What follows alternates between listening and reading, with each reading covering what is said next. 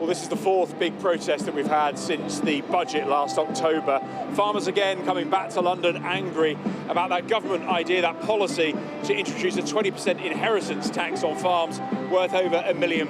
The farmers here say that that is going to put a lot of the small businesses and a lot of the farms out of business. Let's chat to the organiser of the protest today, Ollie Harrison. Hi, okay? Ollie, a great turnout. There's certainly a good few thousand people working their way down from Trafalgar Square there. But this is the fourth protest. The government just still isn't backing down, is it? They won't talk to us, and what today's about, it's about an amnesty. So there's so many farmers, older farmers, ill farmers, woke up on the 31st of October and their world, their lifetime's work was just taken away from them. And we want an amnesty for those people that haven't got 7 years to gift, which we keep being told we can do, to be able to gift in the next 12 months before this policy comes in, and then we can talk about getting the policy to the right level in the next 12 months. But there's a death hanging over people, wishing them not to be around. It's not right.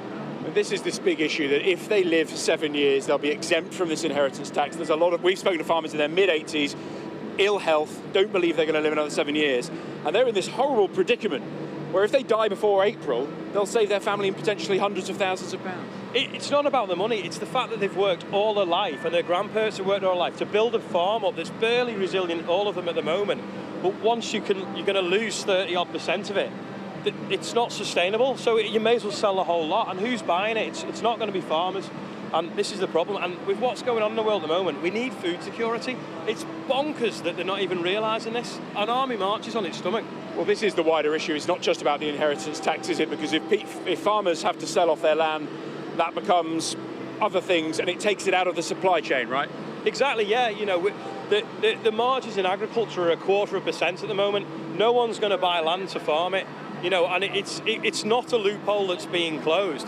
You know, it was brought in for a reason, because farms were getting broken up, food sustainability was falling low, and that's why it was brought in.